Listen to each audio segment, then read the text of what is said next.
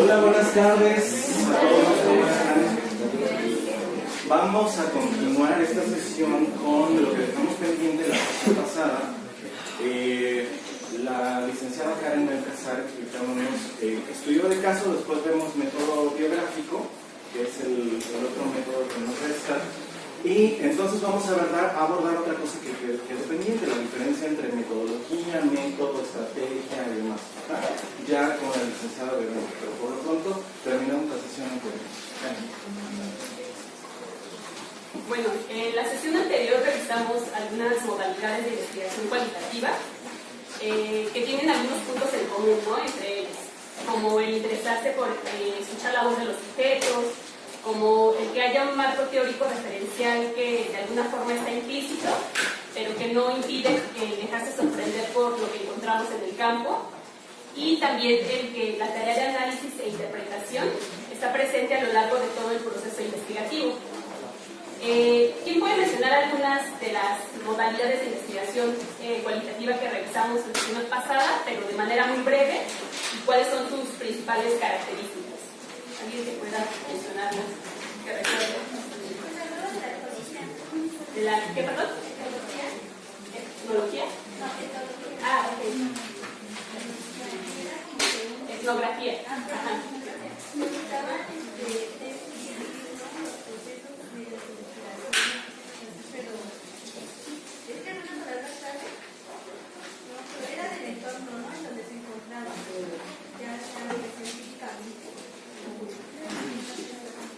Okay.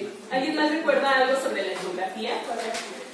Pues es como encontrarnos en el campo y dar una descripción sobre lo que vivimos, etcétera, y exponerlo. Okay. La etnografía como el estudio de los pueblos, ¿no? La escritura sobre los pueblos, y que hablaba sobre la etnología, que es como la comparación, ¿no? sobre los pueblos, el estudio, más que la escritura. ¿Alguien más recuerda otra de las modalidades que revisamos? Además de la etnología. La teoría fundamentada, mencionaron que nace de la sociología en la escuela de Chicago, y me parece que nos mencionaron que había dos teorías: la teoría sustantiva, que es algo en específico, y la teoría formal, que es aplicable de manera universal. Ok, muchas gracias. También revisamos la teoría fundamentada, ¿no? Que nos explicaba bien cómo, en qué consistía, que de alguna forma no pareciera que no hay teoría, ¿no? Pero pues, realmente sí está ahí implícita. Aparte de la teoría fundamentada y la etnografía, ¿qué más revisamos? La hermenéutica. Sí, ¿no? Bueno, habla mucho de la interpretación y del contexto. Tiene 5 principios, que es: el ser es el lenguaje, el ser es el tiempo e historia, el ser tiene prejuicios desde donde lee la realidad, el círculo hermenéutico y el conocimiento espacial. Así es, ok, muy bien. Aquí también si les hablamos sobre la hermenéutica. ¿Revisamos algún otro? ¿Recuerdan si revisamos algún otro? Investigación, acción, ¿no? También fue lo último que revisamos. ¿Cuáles eran sus características, más o menos? Pues es un estudio de una situación. Bueno, es pues ya meternos más a... Bueno, es como, cuando estoy de acuerdo, era como ya en una situación hacer algo para tener resultados, ¿sí? Ok, por acá. Bueno, son 4 fases. Una es identificar el problema, elaborar un plan. La tercera es implementar y evaluar el plan. Y la cuarta es la realización. Sus características es que es participativa, colaborativa, somete a prueba las prácticas, ideas y suposiciones, implica registrar, recopilar y analizar, es un proceso político y empieza con ciclos pequeños y va avanzando. Ok, sí, esos son como grandes rasgos lo que implica la investigación-acción, ¿no? Que nos explicaba un poco Carla al final de la sesión anterior. Otra de las modalidades que podemos encontrar de hacer investigación cualitativa son los estudios de caso. Los estudios de caso tuvieron una gran importancia para el desarrollo de las ciencias sociales, de la salud y de la educación. Algunos de los ejemplos que podemos encontrar del uso de los estudios de caso para el desarrollo de enfoques y de teorías en la psicología son, por ejemplo, los casos analizados por Freud, todo el trabajo que realizó Piaget con sus hijos para identificar las 4 fases del desarrollo cognitivo. Y también otro ejemplo podrían ser las aportaciones de Maslow y Rogers para la psicología humanista, que de manera similar se desarrollaron a partir del estudio de casos.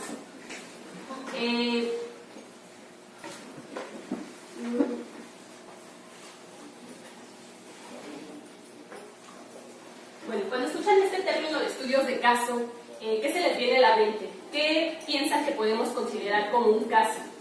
¿Qué podemos estudiar como un caso? Podría ser como las relaciones que se establecen en determinado entorno o contexto. O sea, es como que vamos a investigar qué o cómo es que se produce cierto desarrollo, proceso. Ok, entonces el caso aquí serían como las relaciones. ¿Te interesaría, por ejemplo, estudiar esa parte como un caso, no? Claro, se me ocurre que tiene que ser algo muy particular a una persona, Okay. o un grupo muy específico de personas en donde se le da un seguimiento. Digamos, es un caso en todo caso, más allá de estudiar a grandes rasgos, creo que va muy enfocado y muy determinado en una persona. Ok, por acá hay algunos lugares.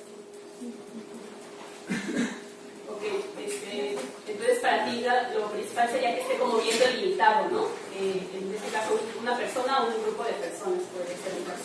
¿Alguien más tiene una idea de qué podría ser un caso? Ok. Pues bueno, como bien lo estaba mencionando, un caso puede ser una persona, una pareja, un grupo, un objeto, un sistema, un acontecimiento particular, un hecho histórico, una comunidad, una organización. Podemos considerar como caso a una gran variedad de situaciones.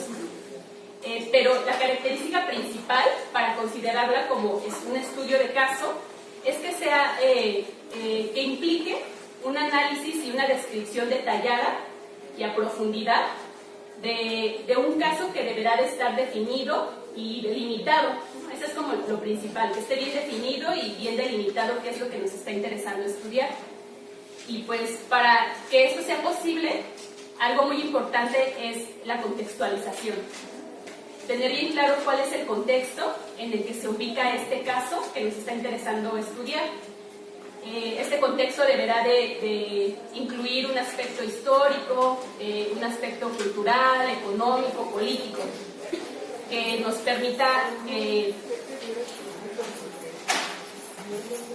alguna forma mantener el carácter unitario de esto que nos está interesando, ¿no? Estudiar, que le confiera cierta identidad a través de esta contextualización que hacemos y que de alguna forma esté delimitado física, social o temporalmente.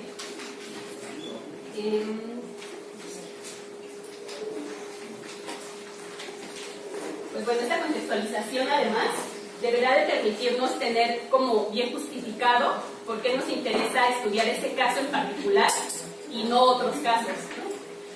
Además de que por acá hay unas 2 sillas. Acá también hay 3 lugares.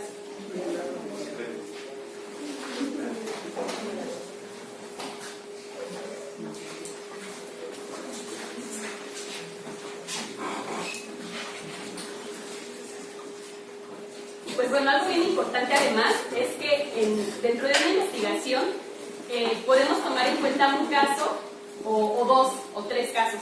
Podemos incluir varios, pero lo importante es que se van a analizar de manera independiente, ¿no? O sea, obviamente debe de haber cierta coherencia y como pertinencia de por qué elegimos esos casos, esa variedad de casos, pero se analizan de manera individual.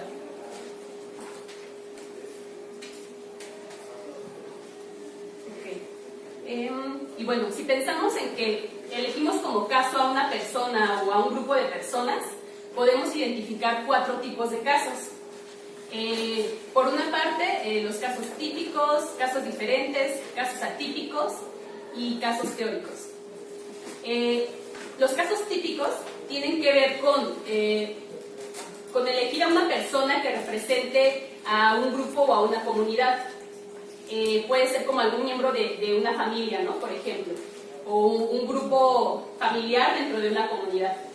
Un ejemplo sería, por ejemplo, en la investigación que realicé en la comunidad de Tlayacapan, Morelos, escogí 2 grupos de familia que llevan a cabo estos rituales de Día de Muertos y que de alguna forma, pues si bien dentro de toda la comunidad, la mayoría de las familias que son católicas llevan a cabo este ritual, pues a mí me interesó esos 2 casos en particular, ¿no? No tienen como algo como tan particular, pero para mí fue como el contacto que hice con esos 2 grupos, ¿no? Son grupos típicos, de alguna forma.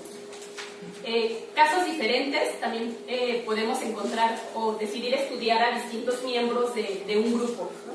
Por ejemplo, dentro de una misma familia, podríamos decidir estudiar a algunos de sus integrantes y van a variar, por ejemplo, en el sexo, en la edad, tener diferentes formas de pensar, de afrontar situaciones. Son casos diferentes, ¿no? En este ejemplo. ¿A alguien se le ocurre como alguna investigación que contemple un caso diferente? ¿Que hayan leído alguna investigación o que se les ocurra un caso diferente a estudiar?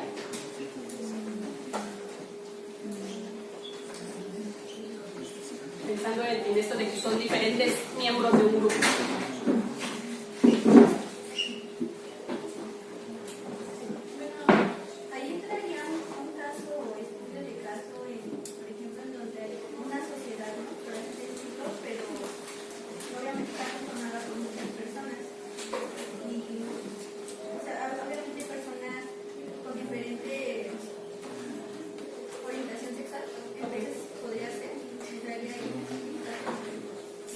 Claro, podría ser así. Y a lo mejor la particularidad es como sus preferencias sexuales, ¿no?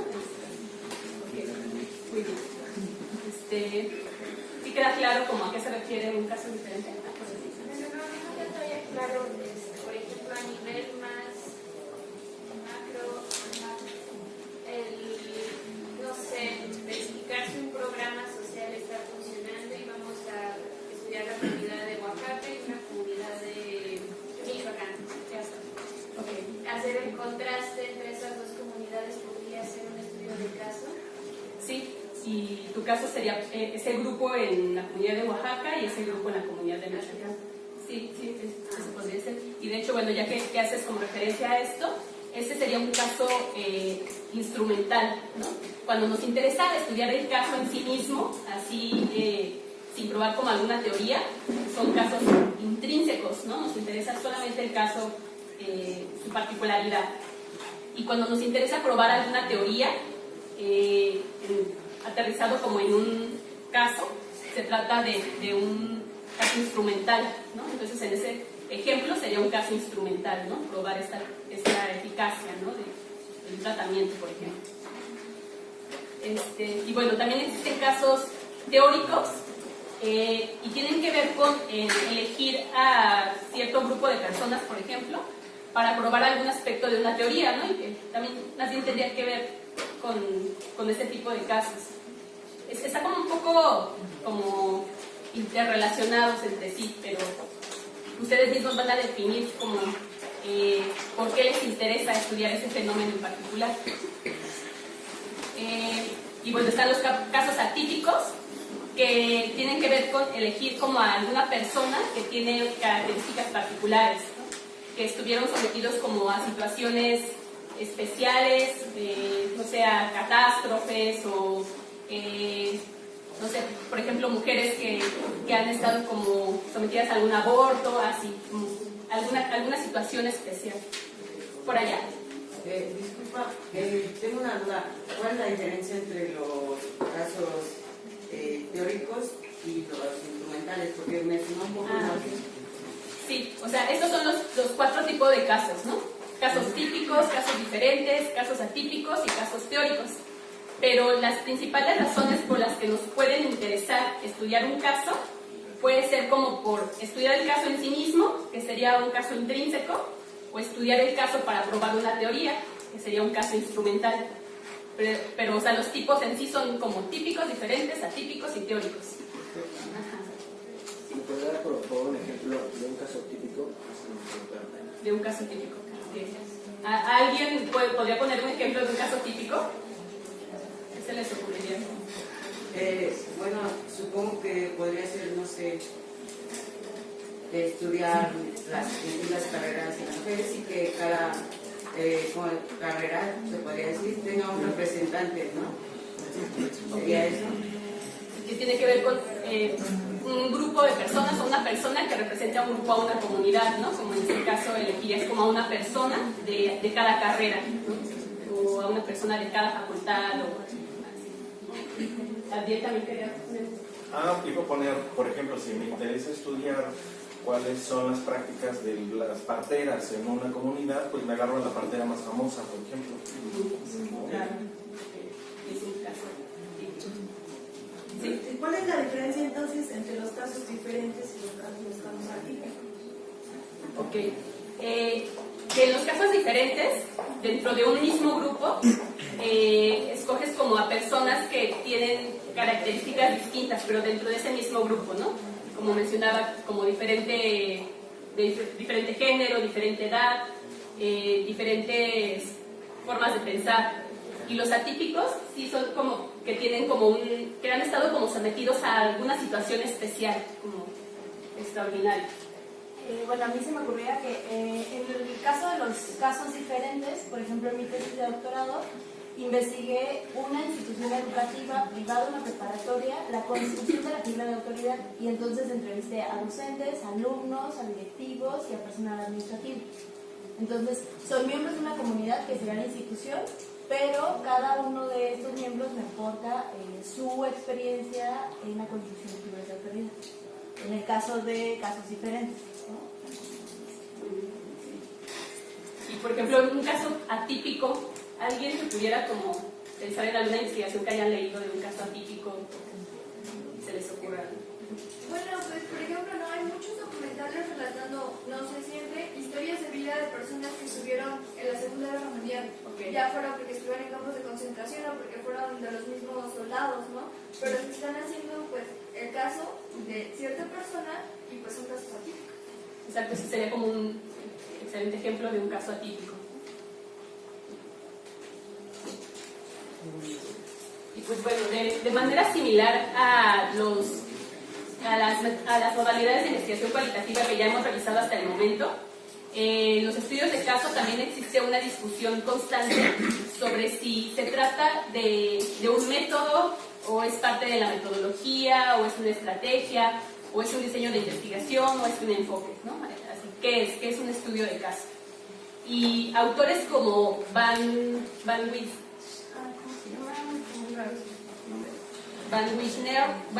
Wijnberger y Kant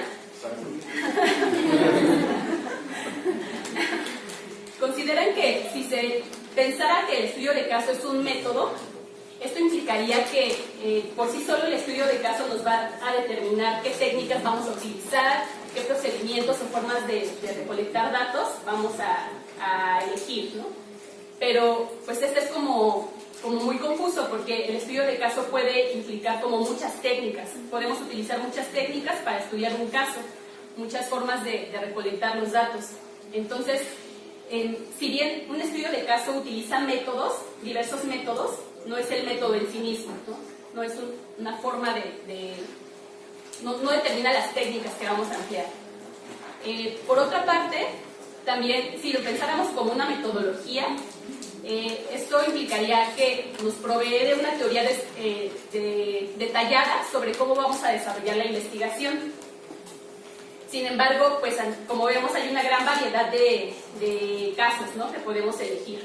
Entonces cada uno de ellos, y también como nuestra postura que vamos a tomar ante eso que estamos estudiando, nuestra postura ontológica que tiene que ver con cómo pensamos al sujeto, nuestra postura epistemológica, el paradigma que empleamos, nuestra postura ética y política, va a determinar como una cierta metodología, ¿no?, que vamos a elegir. Entonces, pues tampoco tiene que ver con una metodología. Si fuera una estrategia, esto implicaría planificar acciones como a lo largo de la investigación para lograr los objetivos, ¿no? y tampoco puede ser un diseño de investigación porque no nos dice cuál es el plan prescriptivo que vamos a seguir para desarrollar esta investigación. Entonces es como, bueno, no es ni un método, ni es una metodología, ni es una estrategia, ni es un diseño de investigación. Algunos autores concuerdan en que podría ser un enfoque, que el estudio de caso es un enfoque de investigación desde el paradigma cualitativo e interpretativo. Sin embargo, aquí también podemos caer como en una trampa, porque pues un caso así de los diversos tipos de los que ya mencionamos puede tener tanto atributos cualitativos pero también cuantitativos. Entonces podemos abordarlo de las dos formas, ¿no? Como tomando en cuenta, no sé, a lo mejor aplicando pruebas estadísticas, pero también historias de vida, así. Entonces, pues tampoco tendría que ver tanto con un enfoque, ¿no? Y con el paradigma cualitativo e interpretativo, aunque aquí nos interesa verlo desde ahí, ¿no? Tomar en cuenta como el estudio de caso desde la investigación cualitativa. Pero hay que ser conscientes de esto, ¿no? Entonces, en lo que coinciden mayormente es en que se trata de un proceso de indagación que es multimetódico, porque podemos emplear como muchos métodos, muchas técnicas de recolección de datos para estudiarlo, que es transparadigmático, porque además también nos podemos colocar como en diversos paradigmas de la investigación. Podemos querer comprenderlo, podemos querer explicarlo, interpretarlo. Hay como muchas formas de acercarnos a un caso. Y también es transdisciplinario, porque bueno, puede abordarse desde la psicología, pero además desde la sociología, pero de toda la gran variedad de disciplinas que existen, ¿no? Y esto va a depender de pues, la disciplina que asumamos y de pues, nuestras decisiones también, ¿no?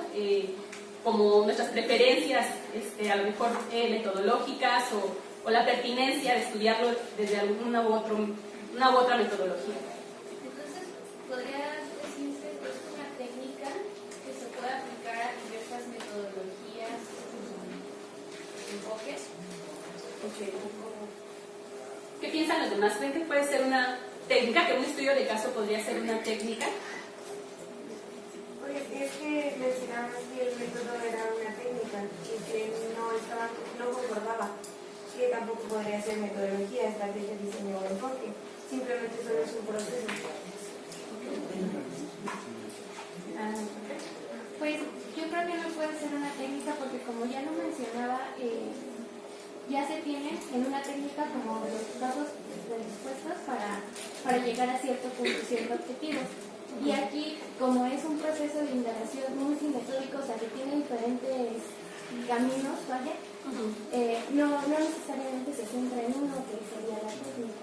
Exacto, sí, o sea, en un caso lo podemos abordar desde a partir de muchas técnicas. No es la técnica en sí misma como el decidir estudiar a una persona, ¿no? O sea, vamos a emplear como muchos métodos. Sí, iba a decir lo mismo, lo describiría más como un proceso que como una técnica en el cual puedes usar, de hecho, varias técnicas para estudiar el caso. Exacto. Entonces, lo podemos como concebir como un enfoque, pero o sea, ubicándonos si bien en una metodología cualitativa o cuantitativa, ¿no? Puede ser como un enfoque de investigación, pero también tomar en cuenta siempre que es un proceso. Nos interesa estudiar lo particular. Un estudio de caso es el estudio de lo particular, ¿no? De ya sea una persona, ya sea un grupo, ya sea una organización, una comunidad. Hay una gran variedad, ¿no? Pero nos interesa estudiar como esa particularidad, qué pasa con ese fenómeno de manera singular.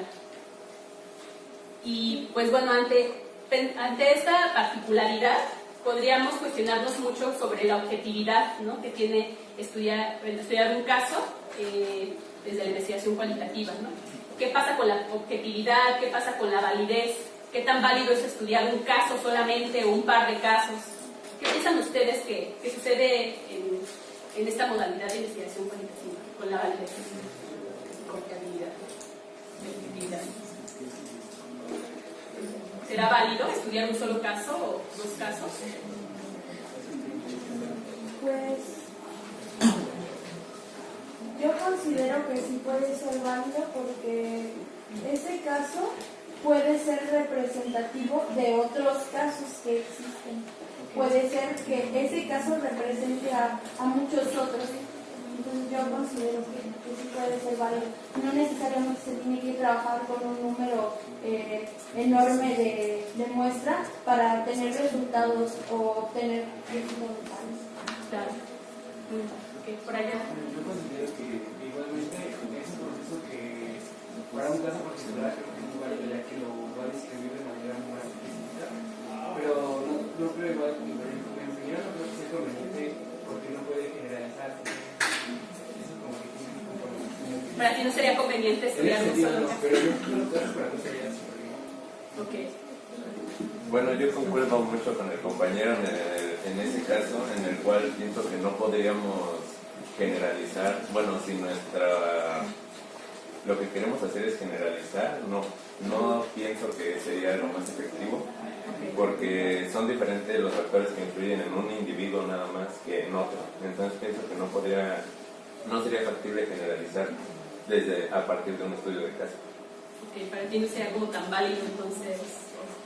Sí, pero no en el caso de la generalización. Estaría bien para estudiar cómo lo vive el individuo. Ok, por allá primero. Bueno, pero es que desde ese punto de vista, desde el principio del seminario se mencionó, ¿no?, que la investigación cualitativa no busca generalizar, sino simplemente explicar un fenómeno. Entonces, desde ese punto de vista es muy válido y es muy aceptable un estudio de caso. E incluso en la parte cuantitativa se hacen diseños experimentales en igual a 1, ¿no? Entonces son estudios de caso también. Claro que se aborda de forma diferente, pero también es algo válido. ¿Por qué? Porque te da información más particular y más específica sobre alguna cosa en particular. Y de ahí tengo una pregunta muy importante. En psicología clínica, ¿se puede hablar de que se abordan a las personas a partir de un estudio de caso? Sí, claro que sí. Podría ser un estudio de caso, un paciente en particular, ¿no? Si estás trabajando desde la psicología, por ejemplo, de la salud, ¿no? Y te interesa un caso de tus pacientes, sí sería un estudio de caso. Y como bien mencionaba, pues desde la investigación cualitativa, la visión no es tanto como el llegar a la generalización, ¿no? Desde esa explicación, ¿no? Pero más bien es como la comprensión de ese fenómeno. ¿Alguien más había levantado su mano? Bueno, yo estaba pensando también en los tipos de casos que nos presentaste, que era el tipo de típicos y teóricos. No tiene que ver también con eso. Por ejemplo, en un típico, pues estamos escogiendo a alguien representativo de alguno o dos. Y estudiar ese caso, pues obviamente no está generalizando, pero también explica muchas cosas dentro de la comunidad. Y en casos diferentes, pues no solo es un caso, son a lo mejor dos, ¿no?, que también representa bastante campo. No solo es esa persona, sino distintos, como son representativos, pues obviamente está describiendo o explicando lo de la comunidad. Ok. Y escucho mucho como esto, generalizar, que sea representativo, que permita explicar, ¿no? Y pues de alguna forma estamos muy acostumbrados, muy habituados a pensarlo desde unos lentes cuantitativos, ¿no? Es un poco inevitable no verlo desde ahí, ¿no? La validez, la objetividad. Sin embargo, pues, como mencionaba un poco, ¿cuál es su nombre? Angie. Como mencionaba un poco Angie, pues en la investigación cualitativa hay que cambiar el chip, ¿no?, hacia unos lentes cualitativos que nos lleven también como a pensar no en una representatividad estadística, sino en una representatividad teórica. Es representativo teóricamente, ¿no?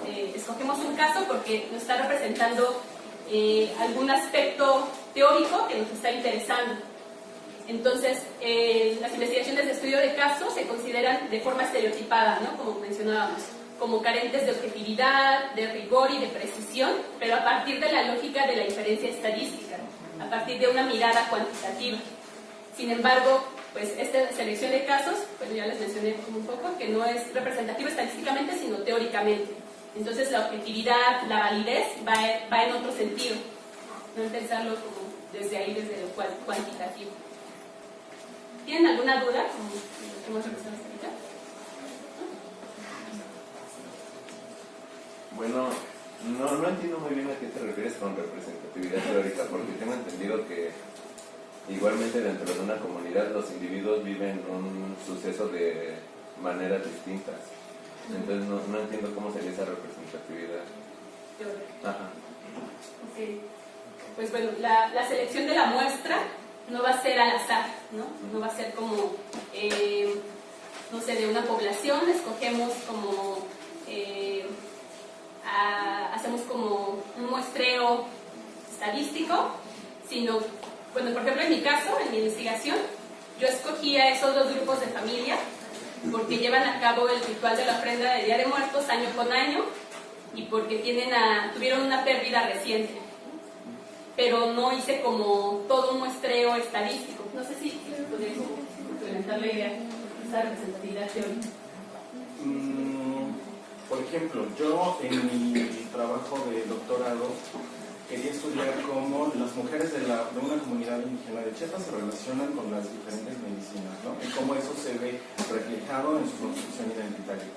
Entonces, pude haber empleado un muestreo estadístico, ¿no? Y a todas las mujeres, un censo de todas las mujeres y después por cierto procedimiento elegir al azar a cierta cantidad representativa por cantidad de mujeres.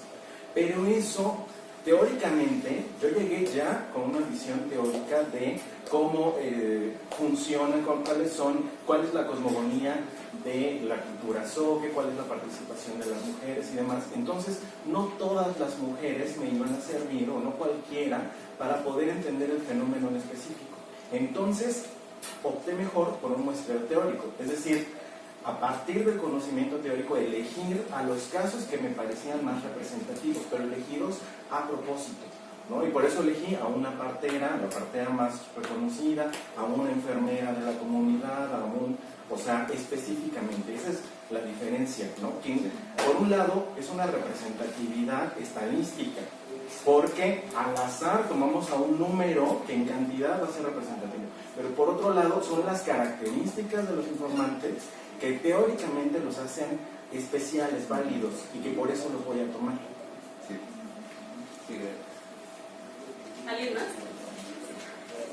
Es como decían anteriormente de la validez del estudio, ¿no? Y de cómo me estoy posicionando teóricamente respecto a la investigación. ¿Qué quiero obtener?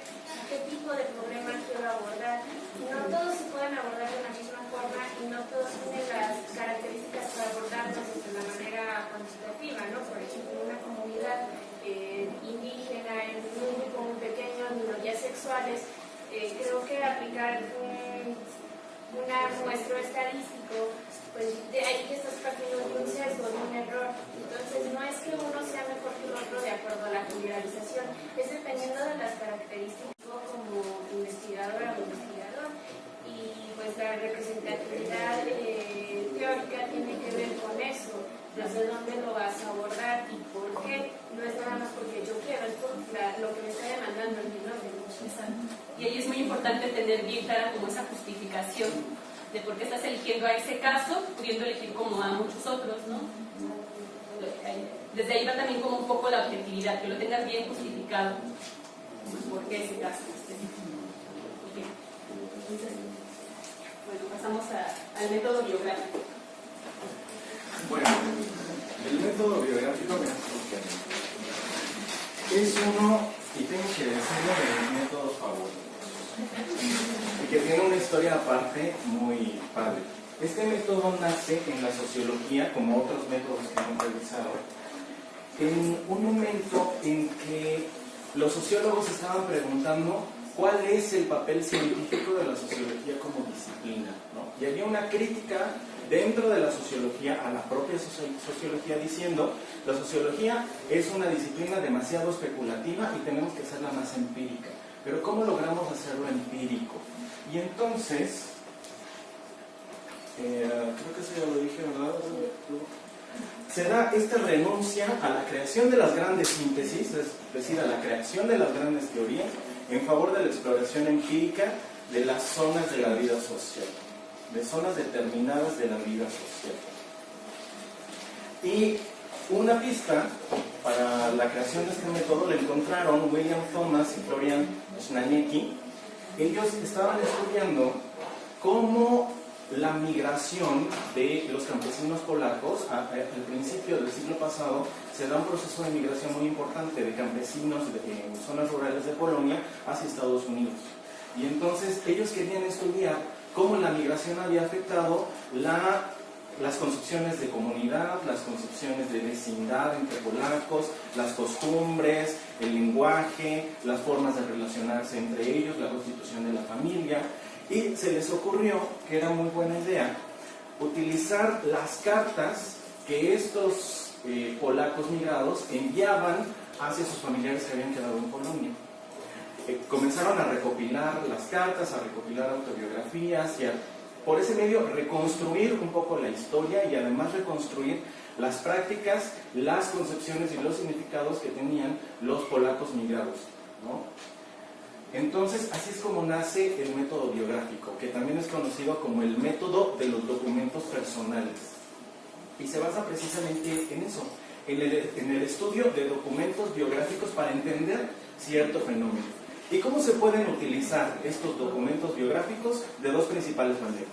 La primera es haciendo un uso exclusivo de los documentos biográficos. Yo me dedico a recopilar cartas, a recopilar autobiografías o biografías y voy a estudiar esos documentos exclusivamente. O puedo optar por una segunda aproximación, que es utilizar esos documentos como complemento y ayuda de otros. Es decir, yo puedo acercarme y hacer entrevistas, hacer observaciones, pero además recopilo las cartas, recopilo los documentos y hago una triangulación entre estos documentos empíricos, estas fuentes empíricas de información. ¿Cuáles son los materiales biográficos con los que utilizamos en este método? Primero está la biografía, que se distingue, en la segunda está la autobiografía. Se distingue de la autobiografía porque la biografía está construida por el investigador. Si yo quiero realizar una investigación desde el método biográfico y voy a utilizar biografías, entonces yo, investigador, hago una reconstrucción del itinerario biográfico de la persona a la que voy a estudiar, utilizando documentos, utilizando entrevistas, pero yo hago esa reconstrucción. O puedo optar por una autobiografía, que es solicitarle al informante que él haga su propia reconstrucción del itinerario biográfico, y entonces voy a trabajar con esa reconstrucción que el propio investigado hizo. También tenemos a la historia de vida, la historia personal, ahorita hablo en específico de ellas, la narración biográfica, relato biográfico, fuente oral y los documentos personales.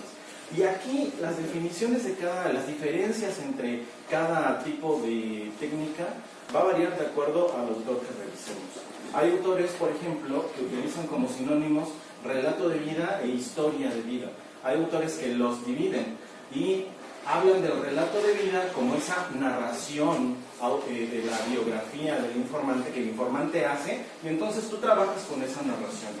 Y a diferencia de la historia de vida, que sería trabajar con la narración, pero además buscar fuentes externas que nos ayuden a llenar los huecos o nos ayuden a precisar mejor los datos de la narración que nos ha hecho el informante. Por ejemplo, si yo quiero trabajar con historias de vida, hago la entrevista, que la persona me narre su itinerario, pero voy a buscar documentos como actas de nacimiento, actas de defunción, cartas, certificados, hago entrevistas con otras personas para corroborar y tener mayor precisión de los datos que la persona me está dando.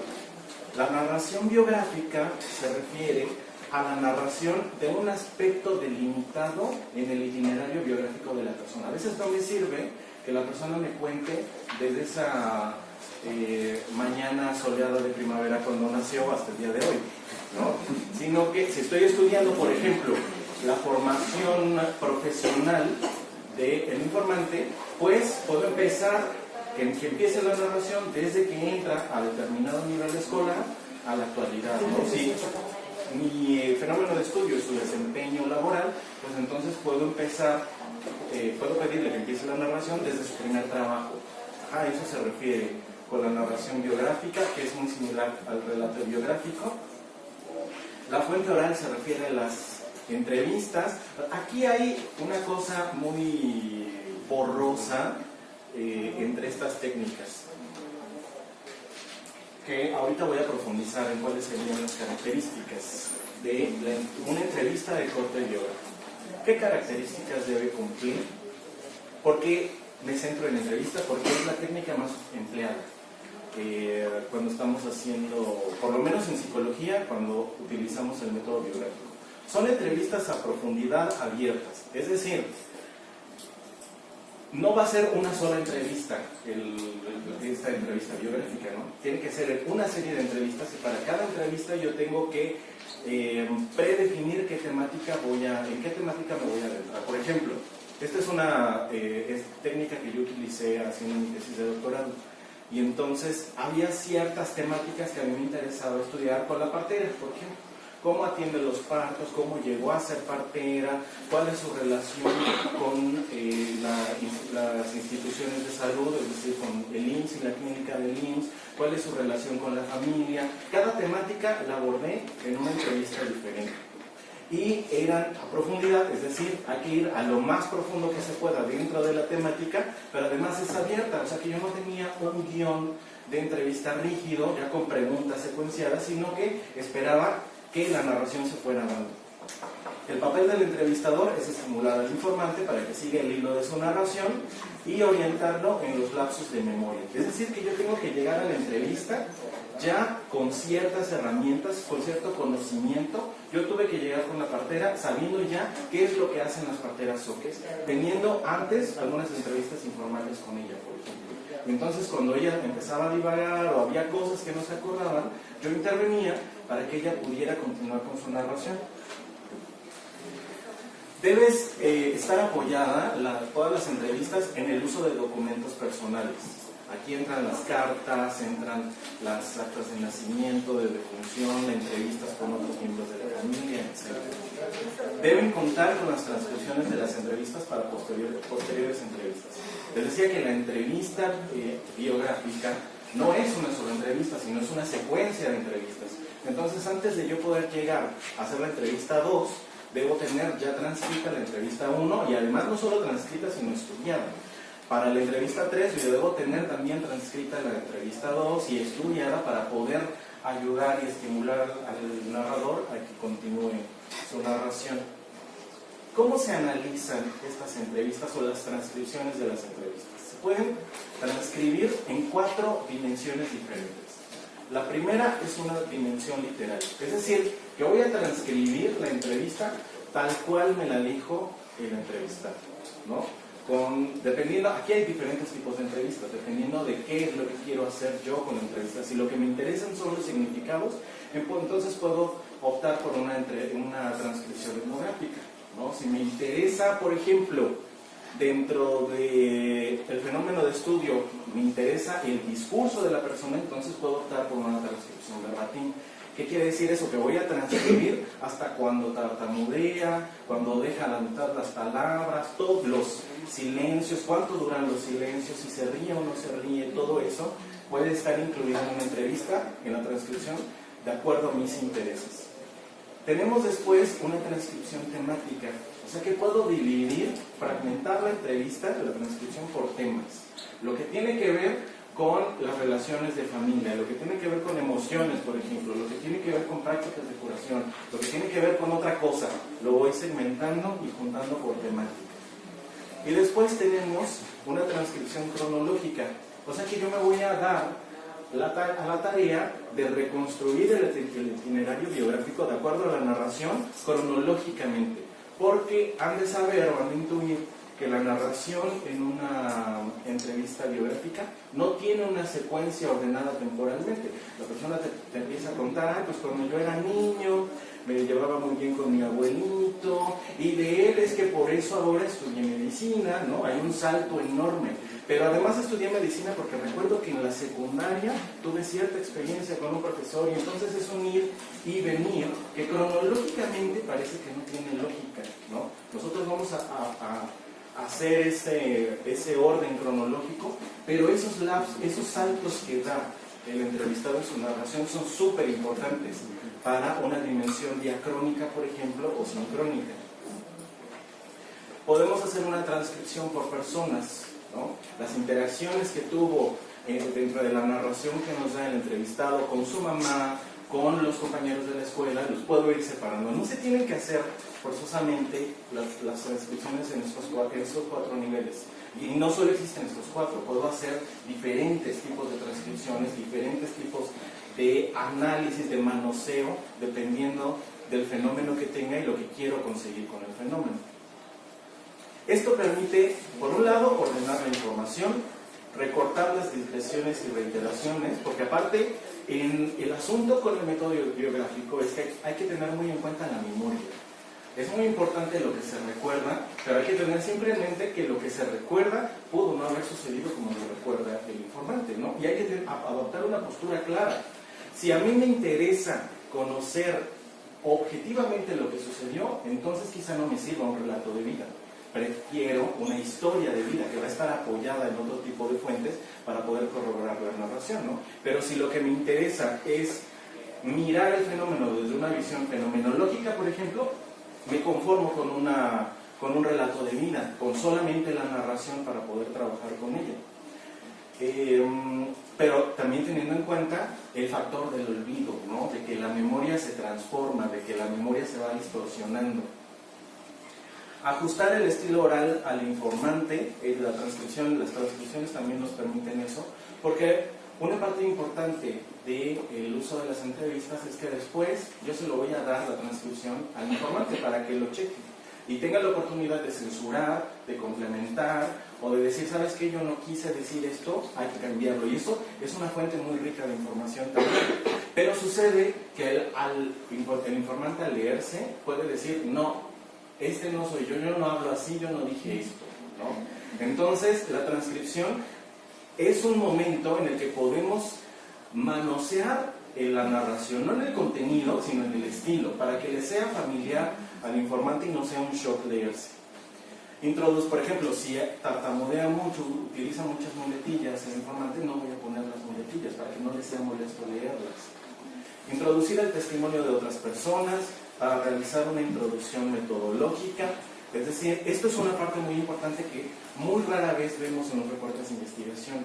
Cómo es que se llevó a cabo la recolección de información, cómo se llevó a cabo el análisis, cómo se llevó a cabo la introducción al campo. Esta transcripción nos ayuda a meterlo también en el reporte de investigación. Y eso es muy bueno, no solamente para la discusión del fenómeno, sino también para una discusión del método, de la pertinencia o no pertinencia del método. Y para realizar una interpretación del significado, que en último sentido eso sería lo que esperamos lograr con el método biográfico. Ajá. Ahí está la introducción super express. Espero que hayan quedado claro. ¿Tienen algún comentario, pregunta? Si notan, en el método biográfico, por ejemplo, con respecto al estudio de caso, empiezan a aparecer cosas borrosas, ¿no? Yo puedo utilizar entrevistas biográficas con una sola persona, con la partera que les comentaba. Solo voy a hacer entrevistas biográficas con la partera para entender las prácticas y la figura de parteras en la comunidad sorda. Y ahí surge la pregunta, ¿estoy en el método biográfico o estoy haciendo un estudio de caso? ¿Qué creen?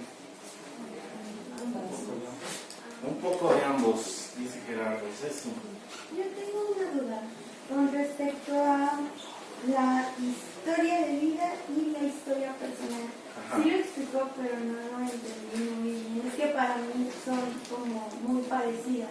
Eso va a depender del autor, es lo que les decía.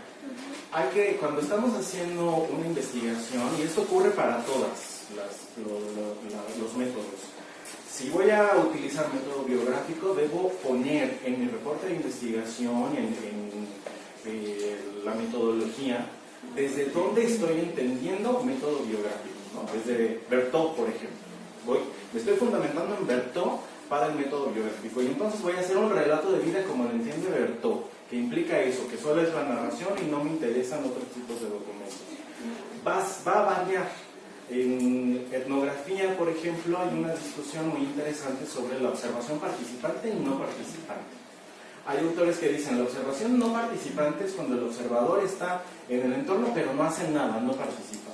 Y hay otros autores que dicen, no, es que nada más estar ahí plantado, observando y escribiendo, ya es participación. Entonces eso es participante. Está esa discusión. Ahí lo más apropiado es elegir un autor, desde qué autor lo voy a trabajar, o si lo quiero innovar, yo lo voy a entender de formas diferentes, porque así me lo exige el fenómeno, entonces aclararlo en el trabajo, en la metodología. Por eso no me quiero meter en las diferencias entre esta lista, porque las diferencias van a variar de acuerdo al autor, y no es casarnos con la definición. Yo puedo entender el relato de vida como una historia de vida, como otro autor lo entendería como historia de vida, y es válido. Lo importante no es tanto la palabra que voy a elegir para designar a la técnica, sino explicitar cómo estoy entendiendo a la técnica y cómo la voy a emplear en mi reporte de investigación. ¿Algún otro comentario? ¿No? Pasamos a lo que sigue porque se nos hace tarde entonces. ¿Quién? Sofi. Ya, tiempo. Es que a mí en las formas de transcribir la entrevista me hace como pensar en que, o sea, podemos incluso hasta emplear todas para ir de algo como de algo muy macro a algo muy micro, o sea, empezar con todo lo literal, luego ir hacia lo temático, lo cronológico, lo personal, y entonces es como ir desgajando la entrevista. Sí, sí, sí. O puedo utilizar, por ejemplo, la codificación, ¿no? Y hacer un tratamiento cuantitativo de mis entrevistas. ¿Cuántas veces mencionan la palabra tal? Y relacionada con qué otras palabras, ¿no? O sea, se puede hacer todo un mundo de cosas. Y también se pueden hacer estas revolturas entre métodos, ¿no? Biográfico con etnografía y además estudio de caso. Eso va a depender de lo que queremos alcanzar con el fenómeno que estamos estudiando. Y entonces pasaríamos, si no hay otra cosa, no hay otra intervención, con lo que sigue. La licenciada Verónica, déjenme contarles un poco de ella. Es licenciada en Psicología por la Universidad Nacional Autónoma de México, de la FES Iztacala. Es docente en el Instituto Leonardo Bravo, plantel Centro, en nivel licenciatura y también bachillerato. Ha colaborado en distintos proyectos de investigación e intervención desde enfoques mixtos y cualitativos. Sus líneas de investigación son prevención de consumo de drogas, análisis de violencia en estudiantes de nivel medio superior, el impacto de las redes sociales en las actividades académicas y lúdicas en los estudiantes universitarios, entre otros. Actualmente desarrolla el proyecto Cultura por la Paz con un enfoque multidisciplinario con estudiantes de nivel bachillerato. Ha participado en diversos talleres, seminarios, cursos, ponencias, conferencias y simposios, presentando los resultados de sus investigaciones y propuestas frente a la violencia. Es miembro del comité organizador del primer coloquio de investigación cualitativa en la FES Iztacala UNAM, y que esperemos que pronto haya un segundo. Ok, pues muchas gracias. Bueno, en esta sesión de lo que vamos a hablar, en esta parte que nos queda, es del proceso de investigación cualitativa. Estuvimos viendo las diferentes formas de abordar múltiples fenómenos. Ahora vamos a ver cuál es el proceso que debemos de seguir. Entonces, bueno, primero que nada, el planteamiento de investigación cualitativa analiza fenómenos emergentes que los psicólogos o disciplinas afines podemos investigar. ¿Alguien sabe la diferencia entre qué es un problema y qué es un fenómeno de estudio? Por ejemplo, un problema puede ser que tiene una causa específica, pero un fenómeno de estudio tiene diferentes causas y por lo tanto también se puede explicar y abordar desde diferentes disciplinas, por ejemplo, la psicología, la historia, la antropología, la economía, la política, etc. En el planteamiento cualitativo incluye 4 puntos: la justificación, la viabilidad del estudio, las preguntas de investigación y los objetivos. Es importante que cuando nosotros nos planteemos cuál sería nuestro problema de estudio, que sea algo no forzosamente relevante, sino que nos llame la atención, que estemos un poquito, a lo mejor, que sepamos cuál es el contexto, cuáles serían nuestros informantes, que ya tengamos un poquito la idea de qué es lo que queremos estudiar, para ver si podemos justificar, si es viable, cuáles serían nuestras preguntas y por lo tanto nuestros objetivos. En la justificación entonces tendría que ir de entrada qué fenómeno queremos estudiar, porque pues requiere una razón, no nada más es pues porque me gusta, porque me llama la atención, porque alguien me contó, sino que queremos a lo mejor analizar o interpretar esos datos, contribuir con una mejora, a lo mejor a algún grupo, a alguna institución, como en el caso de la investigación-acción, difundir a lo mejor a partir de ese análisis o de esa interpretación una cultura de prevención o cómo vamos a difundir los resultados. Podemos en esta parte de la justificación incluir datos cuantitativos, pero esos datos cuantitativos nada más nos va a dar una descripción general del fenómeno. Y esto se hace, por ejemplo, en los estudios mixtos, donde primero se hacen cuestionarios, se grafica, se sacan porcentajes y posteriormente se analizan categorías específicas. Aquí en la FES Iztacala voy a poner un ejemplo. Se hizo un estudio sobre la violencia en las redes sociales. Este fenómeno es muy interesante porque se supone que nosotros somos psicólogos. Esto es un fenómeno muy emergente, que ahorita está la violencia a través de las redes sociales, y resulta que entre nosotros mismos hay muchísima violencia a través de las redes sociales.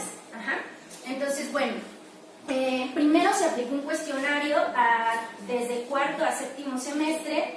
Se creó ese cuestionario, se aplicó de forma piloto, se corrigieron los ítems, se volvió a aplicar tanto a hombres como mujeres en la mañana y en la tarde, y de ahí pudimos rescatar algunas categorías de análisis, que fue, por ejemplo, las redes sociales con fines lúdicos, con fines académicos, la violencia, la ciberprotesta, los memes, etc. Entonces, bueno, estos datos de los cuestionarios nos sirvieron para decir el 80% de los estudiantes universitarios han sufrido violencia a través de las redes. El 90% afirma que esta violencia es a través de Facebook. 100% han sido espectadores de un fenómeno de violencia, pero nos está dando datos descriptivos, no estamos abundando en los significados. Los criterios para que nosotros podamos decir este fenómeno sí es viable, sí lo puedo yo estudiar, sería la conveniencia, es conveniente hacerlo, la relevancia social, las implicaciones prácticas, el valor teórico y la utilidad metodológica. Pues en este caso, pues sí es importante porque somos psicólogos, ya había casos de amenazas, de secuestros, de suplantación de identidad. ¿Tiene una relevancia social? Pues claro que sí, somos los psicólogos que vamos a atender este fenómeno y pues resulta que nosotros estamos viviendo esas situaciones. El valor teórico y la utilidad metodológica es bueno.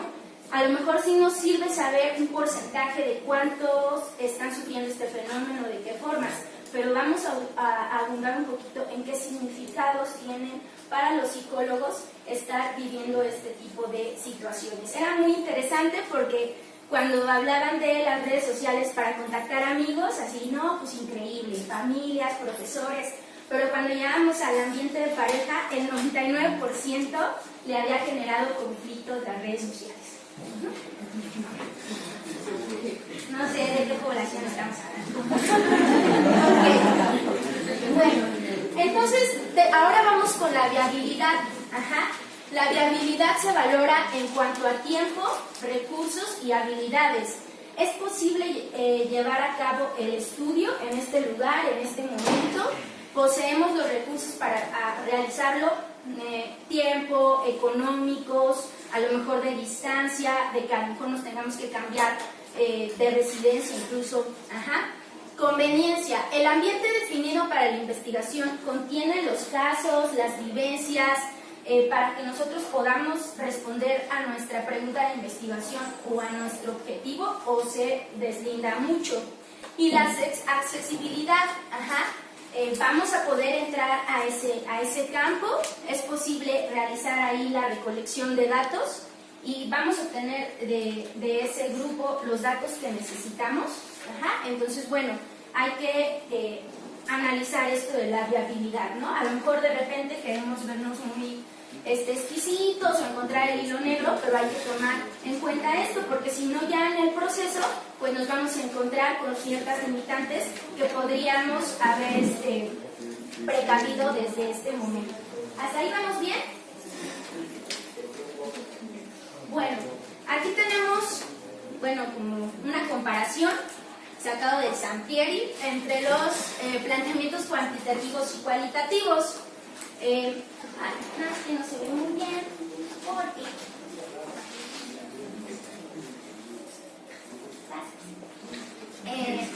entonces, bueno, el planteamiento cualitativo son estudios abiertos, expansivos, que paulatinamente se van enfocando en conceptos relevantes de acuerdo a la evolución del estudio. Puede ser que en un momento nos interese, por ejemplo en este caso, ¿no?, de las redes sociales, la violencia, pero después nos vamos interesando por, una cosa es ser violentador, otra cosa es que te violenten, otra cosa es reconocer que lo estás haciendo. Ajá. En el transcurso de los planteamientos cualitativos podemos ahí un poquito salirnos, no direccionados en un inicio, fundamentados en la experiencia o intuición de los participantes. Se aplica un menor número de casos, puesto que ya tenemos la descripción general, ahora queremos pues ciertos casos en específico. El entendimiento del fenómeno es de todas sus dimensiones, internas, externas, las etapas pasadas y presentes. Fíjense que en este estudio de violencia en las redes sociales era muy interesante cómo cuando preguntábamos si ellos habían sido violentadores, decían que no, pero si habían presenciado un acto de violencia, decían que en todo momento. Ajá. Había compañeros que decían, bueno, es que quien tiene la culpa es la víctima, o sea, si sabe que está feo, que está raro, ¿para qué sube fotos? Ajá. Entonces, y había quien decía, no, pues esto es muy interesante porque pues es divertido, o sea, a lo mejor si es violento, seguramente la víctima sufre, la pasa mal, pero también es muy divertido, da mucho de qué hablar, entonces pues no pasa nada, ¿no? Se orienta a aprender de experiencias y puntos de vista de los diferentes individuos, valorar procesos, generar teorías fundamentadas en las perspectivas de los participantes. Aquí nos dimos cuenta, por ejemplo, que es un mito eso de que los estudiantes universitarios son expertos en las redes sociales con fines académicos. Fíjense bien, es un mito porque Google no es un fin académico. Ajá, y todos googlean y ya lo que les sale, eso es lo que utilizan, cuando no es así. Y cuando les preguntamos de técnicas específicas o páginas, etcétera, no las conocían. Regalí, Cielo, Google Académico, Google eran los buscadores del 80% de la población de los universitarios en Instagram. Ajá. Entonces, bueno, aquí son cerrados, tratamos de responder en los cuantitativos a una hipótesis, a un objetivo. Ajá. Y aquí en el planteamiento cualitativo no, tenemos un poco más de apertura y podemos ir cambiando o modificando conforme avance la investigación. Bueno, tomando en cuenta que nosotros no trabajamos con variables controladas, con lo que nosotros vamos a trabajar en investigación cualitativa no son con números, ajá, es con conceptos generales, emociones, vivencias, mecanismos, significados, lo cual es algo muy relevante porque muchas veces son experiencias, secretos, traumas que no han sido capaces de contar o denunciar o que ni siquiera los habían tomado en cuenta. Ajá, entonces el material con el que nosotros trabajamos pues sí es, digamos, hay que tener mucho cuidado. Por lo tanto, y esos conceptos, esas experiencias, vivencias, pues van a ser extraídas de nuestros participantes. Por lo tanto, en nuestros objetivos, pues vamos a ocupar verbos como conocer, analizar, describir, comprender, profundizar. Ajá. no como los verbos que se utilizan en la cuantitativa, que es medir, corroborar. ¿Se acuerdan así de verbos de cuantitativo? Explicar, comprobar, comparar, ok. Bueno, ahora bien, nuestra pregunta de investigación, va en función también con nuestros objetivos, nuestra justificación y viabilidad. Aquí puse 2 ejemplos. ¿Qué emociones experimentan los pacientes jóvenes que serán intervenidos quirúrgicamente en una institución de salud pública? ¿O cuáles son las experiencias de estudiantes víctimas de acoso sexual en el metro de la Ciudad de México? No estamos buscando confirmar o definir así tal cual, sino estamos explorando el fenómeno de estudio justamente. Nos estamos colocando en un papel donde el participante nos va a responder esto que nosotros estamos planteando. Para los objetivos, tenemos como una formulita que nos ayuda bastante, que es qué, quién y en dónde vamos a trabajar. El primero, en el que tenemos que elegir un verbo. El verbo siempre debe de ir en infinitivo. Parezco verbo en infinitivo. ¿Qué verbo en infinitivo qué es? Bueno, los que terminan ar, er, ir. Ya no vamos sino ar, er, ir, escribir, analizar, explorar. Porque un verbo siempre tiene que iniciar en el objetivo, porque es el que nos marca la acción, qué es lo que vamos a hacer. Ya que tenemos nuestro verbo, entonces elegimos nuestro fenómeno de estudio. Luego, ¿quién? Tenemos que especificar los casos o los participantes, eventos, etcétera, con los que vamos a trabajar. Y posteriormente, ¿en dónde lo vamos a hacer? Determinar el ambiente, contexto o lugar potencial del estudio. Entonces, bueno, si seguimos esta formulita, qué, quién, dónde, a lo mejor nos daría como resultado esto. Analizar es el verbo, que las experiencias de violencia a través de las redes sociales, ¿con quiénes? En los estudiantes de psicología. ¿De dónde? De la FES estatal. Y entonces nos queda nuestro objetivo. Ahora bien, ya tenemos esta primera parte. Ahora vamos con la exploración conceptual. ¿Ustedes creen que debamos revisar la literatura antes de hacer el planteamiento del problema? Tomen en cuenta que el planteamiento del problema en investigación cualitativa requiere de estos 4 puntos. ¿Alguien me puede decir cuáles serán?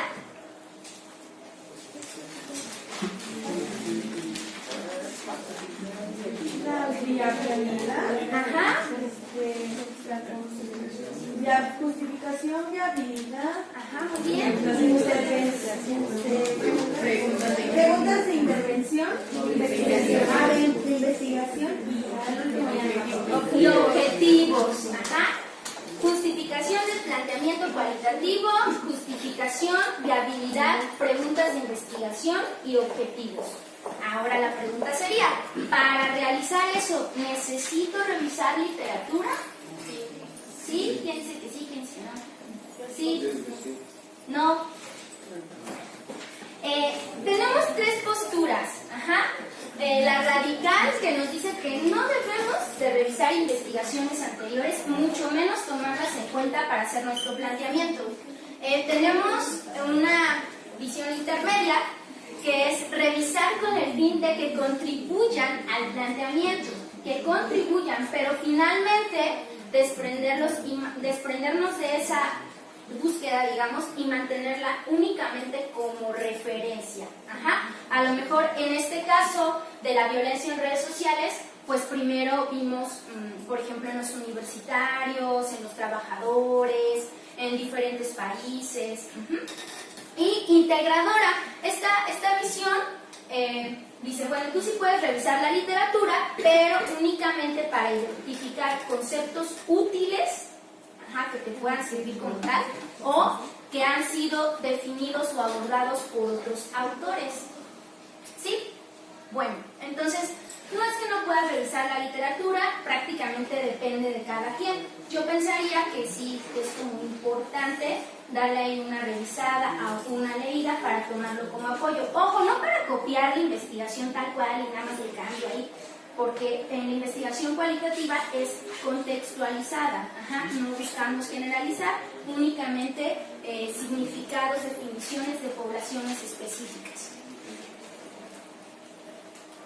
Bueno, entonces la revisión de la literatura en la investigación cualitativa es solamente un apoyo y colabora con el mejor entendimiento de los datos. Una vez que tengamos nuestros datos, pues nuestra revisión bibliográfica nos va a ayudar a teorizarlos o a comprenderlos mucho mejor. Hay que tomar en cuenta que la investigación cualitativa es un proceso de análisis y recolección de datos constante. Y bueno, es interpretativa porque nosotros vamos a valorar esos datos y vamos a interpretar esos datos.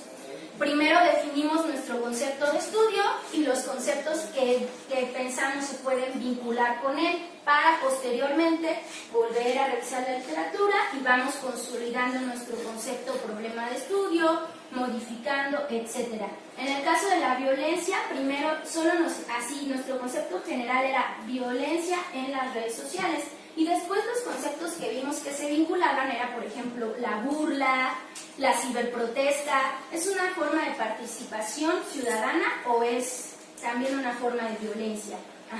Violencia entre estudiantes, violencia con estudiantes y profesores, incluso, bueno, grupos completos, ¿no?, que la agarraban con un profesor.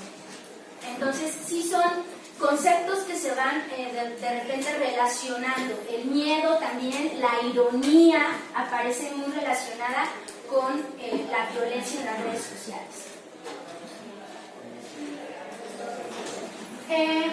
Las hipótesis que se manejan en la investigación cualitativa son hipótesis de trabajo, es decir, son emergentes, son flexibles, se pueden ir adaptando o modificando conforme vamos avanzando en la investigación. Eso lo revisamos en la primera sesión. O sea, no tenemos que responder forzosamente a esa hipótesis porque no sabemos qué vamos a encontrar.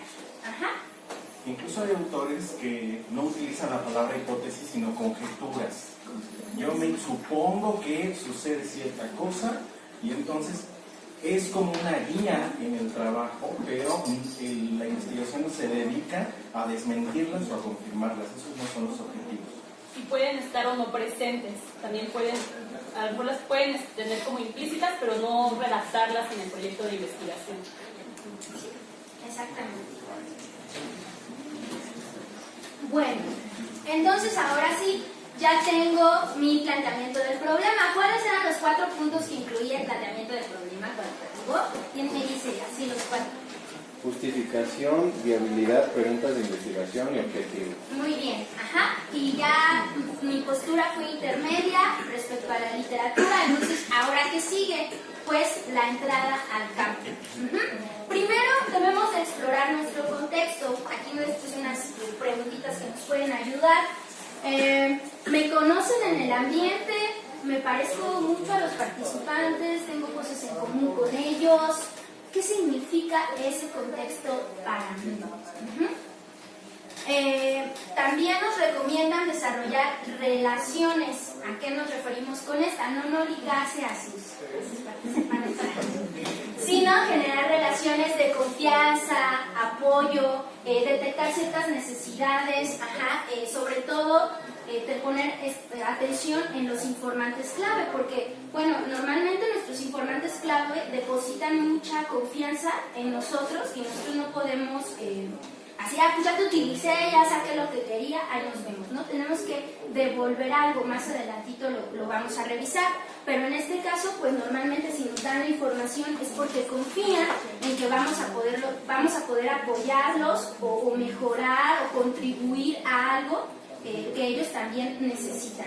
Ajá, por eso somos un equipo de trabajo en la investigación cualitativa, tanto el investigador como el participante. Aquí no es como en investigación cuantitativa, que de repente el experto se vuelve el psicólogo, no sé, el investigador, y la muestra es así como más subordinada, ¿no? En este caso, consideramos que estamos prácticamente a la par. Nosotros vamos a aprender de ellos dependiendo también el tipo de relación que tengamos.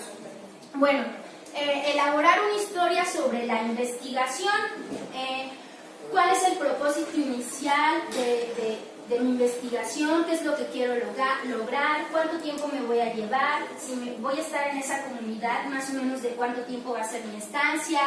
¿Qué voy a hacer con esos resultados? Aquí es nos recomiendan esta cuestión de no mentir. Ajá, es muy importante. Porque aparte de que necesitamos en varios casos el consentimiento informado, como le mencionaba Pierre, corroborar si es verdad o si están de acuerdo más bien con eso que están poniendo en las entrevistas, pues también es importante esta cuestión de, bueno, una vez que ya tengo toda la información, ¿qué voy a hacer con esa información? Ajá. Y a veces se recomienda que tú lleves el trabajo. Aquí siguen haciendo, por ejemplo, prácticas en el CCH, ¿no? En los CCHs. Todavía no llegan a esa parte. Bueno, en algún momento cuando fuimos a hacer nuestra práctica en el CCH nos decía la psicopedagoga, es que vienen, trabajan, ahora sí que les dan su calificación y nunca los volvemos a ver. No sabemos cuáles fueron los avances, cuáles fueron los problemas que detectaron. Ajá. Entonces, recuerdo que a nosotros nos pedían al final, pues si no la tesis como tal, un reporte de trabajo donde tú puedas decir qué hiciste, con qué trabajaste, qué identificaste, cómo lo puedes mejorar, solucionar o canalizar con otros expertos. No dejar nada más ahí la población de ya me serviste, ya no te vuelvo a ver. Y bueno, el plantear el ingreso al ambiente. Aquí nos recomiendan no imitar a los participantes, actuar de modo natural y relajado, porque eso nos va a llevar a una mejor inserción. Supongamos, si yo quiero estudiar, no sé, chavos de la calle, pues no voy a intentar comportarme como un chavo de la calle, porque a lo mejor yo lo hago con la intención de embonar, de caer bien, pero puede ser que ellos lo malinterpreten y lo tomen como una falta de respeto o como una burla. Ajá, y entonces ya de ahí, ya no, mi entrada al campo ya no fue la mejor. Y ahora que ya estamos adentro del campo, ¿qué vamos a hacer? Primero que nada vamos a observar. ¿Ya habían mencionado la diferencia entre ver y observar? ¿No? Bueno, yo entro aquí y veo muchos estudiantes, pero cuando observo me fijo en detalles. Ajá. Cuántos hombres, cuántas mujeres, qué color de ropa traen, si están escribiendo, si están en el celular. Puedo observar a detalle ciertas características. Entonces nosotros no nada más vamos a ver, sino vamos a observar con muchísimo detalle los eventos que estemos ahí presenciando. Ajá, ya sea nuestro fenómeno de estudio o en general los fenómenos que están alrededor de eso que estamos abordando. Vamos a recabar datos a través de notas de campo, ya también eso lo mencionó mi compañera Ivonne, fotografías, documentales, notas, incluso reflexiones sobre lo que a mí me está pasando, ¿no? Elaborar descripciones del ambiente, establecer vínculos con los participantes. En algunas comunidades pues te piden que tú también te levantes temprano, te pongas, no sé, a lavar los trastes, a arar la tierra, a darle de comer al ganado como parte de la estancia del tiempo que estás ahí, y eso pues hace que generes un vínculo. Estar consciente de nuestro papel como investigador. En alguna clase recuerdo que una vez se iba a trabajar con señoras, víctimas de violencia, Y teníamos un compañero que ya tenía un poco, a lo mejor una edad de 35, 40 años, y el profesor le hizo la observación: debes estar muy consciente que son mujeres que están susceptibles, y por tu edad y la edad de las mujeres, pues tienes que tener cuidado, porque lo podrían tomar así: ya me enamoré de mi psicólogo, que me escuchó, me atendió. ¿Por qué? Porque a lo mejor son mujeres que no las han escuchado, que no les han dado la palabra, que no las han tratado con respeto. Entonces hay que tomar en cuenta nuestro papel como psicólogo. Detectar los procesos sociales fundamentales, a lo mejor los procesos políticos, económicos, cómo se integra esa comunidad por el fenómeno que estamos abordando, y reflexionar acerca de nuestras vivencias, porque eso también va a ser una fuente de datos que ya después lo veremos, nos va a servir bastante. ¿Hasta aquí alguna duda? Ahorita pues un ejemplo de las mujeres que fueron víctimas de tal vez de una violación. ¿Cómo yo puedo reflexionar acerca de mi propia vivencia si la persona ha pasado por mí? No, me refería a que son por la edad. Mi compañero pues tiene que estar muy consciente de que él es un psicólogo que va a hacer una práctica, y de reflexionar sobre el papel de lo que ellas han vivido, para que no se vaya a malinterpretar, y de repente quieran generar otro tipo de lazos. En este caso que me planteas, a lo mejor pues de trabajar a lo mejor con niños o víctimas de abuso sexual, por una razón, tener muy en cuenta que pues, son chicos ya muy lastimados, muy transgredidos, y que se encuentran muy vulnerables. Entonces tú como psicólogo pues tienes ahí un papel fundamental. ¿Sí? Es que ahí estoy siendo consciente de mi papel, pero ¿cómo, ¿a qué te refieres con esa reflexión acerca de sus vivencias? De lo que estás viviendo en el campo donde ya estás incierto. ¿Qué te pasa? ¿Te gusta? ¿Te incomoda? ¿Te molesta? ¿Te recuerda a algo? Porque pues por algo. Acuérdate que como es interpretativo el proceso, tú también tienes que estar muy consciente de que te está sucediendo a ti como investigador. Vivencias del tipo, si te sentiste muy incómodo haciéndole la entrevista a cierta persona, ¿no? Reflexionar por qué te sentiste incómodo, ¿no? ¿Qué puedes representar eso? O si te sentiste muy identificado, no es que tú hayas vivido las mismas vivencias de ellos, sino se refiere a las vivencias que estás como investigador teniendo en el transcurso de realizar la investigación. ¿Por allá atrás? ¿Y qué pasa, por ejemplo, del lado contrario? O también se contempla aquí. En el ejemplo que tú estás planteando del hombre entrevistando a mujeres violentadas, y que sea la inversa, ¿no? Que ellas no quieran responder o que no quieran estar, ¿eso se contempla dentro de esta parte o es algo...? No, pues sí, se contemplan las dos partes. Tanto lo que ellos están, por eso estamos observando, recabando datos, pero también estamos recabando datos del fenómeno, de lo que estamos observando, pero también de lo que está pasando con nosotros una vez inmersos en el fenómeno en el campo. Eso formaría parte de la viabilidad, ¿no? O sea, si yo, investigador varón de cierta edad, la población con la que voy a estar trabajando son mujeres en cierto estado de vulnerabilidad, es preguntarme, ¿es viable que yo haga esta investigación? A ver, surge esa pregunta, ¿qué pasa si los participantes que ya tengo no me quieren responder por mi condición de género, por mi edad, etcétera, etcétera? Quizá y muy seguramente al llegar a ese punto, si el investigador llega a ese punto frente al entrevistado que no quiera responder nada, quizás se equivocó en elegir al entrevistado o quizá no hizo una adecuada entrada al campo. Porque desde antes el investigador tiene que estar consciente de si sí va a poder o no. Y en ese caso habría que hacer ciertos cambios, ¿no? Los objetivos de investigación. Por eso mencionamos que la viabilidad era uno de los puntos más importantes, porque si no, no vamos a poder llevar el proceso mental. Bueno, ahorita se me viene a la mente, en alguna clase una chica quería hacer una investigación con personas que habían sufrido abuso sexual. Y entonces el asunto era cómo consigues a esta población, porque es difícil que alguien vaya por la vida diciendo, a mí me abusaron sexualmente, ¿no? O que o lo consigues, pero a partir de tu trabajo también vas a mover cosas, entonces requieres como que cierto soporte. Y ahí Elvia lo trabajaba, la profesora decía como, bueno, a lo mejor pues vas a alguna institución en donde ya haya un trabajo previo de las personas que han sufrido un abuso y entonces ellas puedan elaborar un discurso de eso, ¿no? Porque igual si tú llegas con alguien que nunca habló sobre el abuso, que no tiene un apoyo psicológico, que no está en una institución, y tú llegas y le dices, a ver, cuéntame, ¿qué pasó?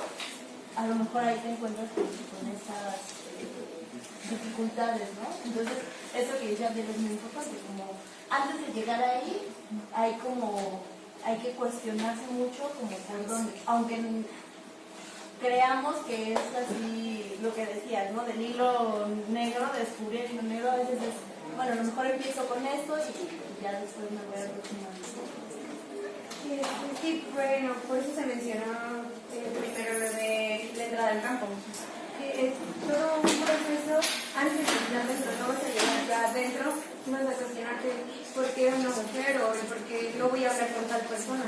Y supongo que esto no tiene un orden, o sea, no es como que primero voy a observar eventos, luego voy a ser consciente y voy a reflexionar, o sea, no tiene ciertos pasos, sino creo que la reflexión empieza desde que estás observando los eventos.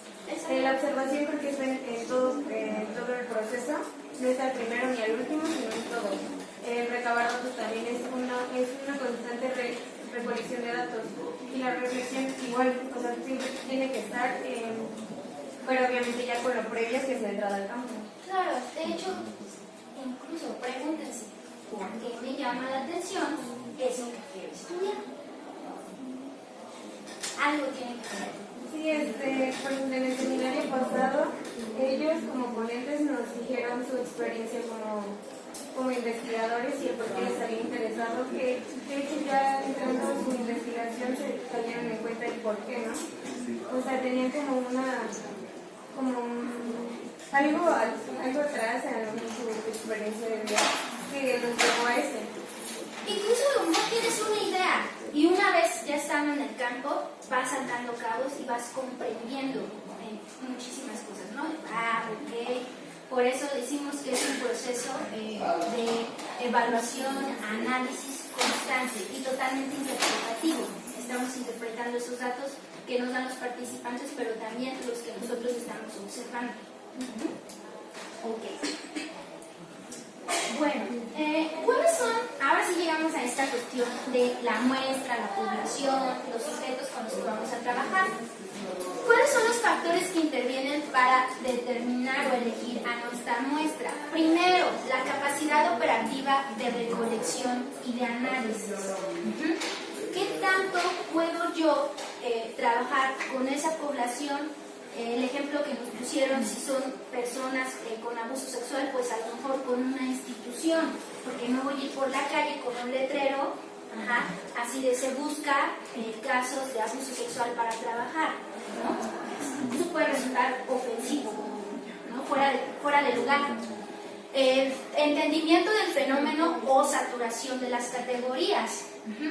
Si de repente es muy general, no sé, el caso a lo mejor de Ivonne, que quisiera estudiar el significado de la muerte en México, pues es demasiada información, por eso solamente está con una familia de cierto estado, de cierto lugar, y aún así seguramente son muchísimas categorías.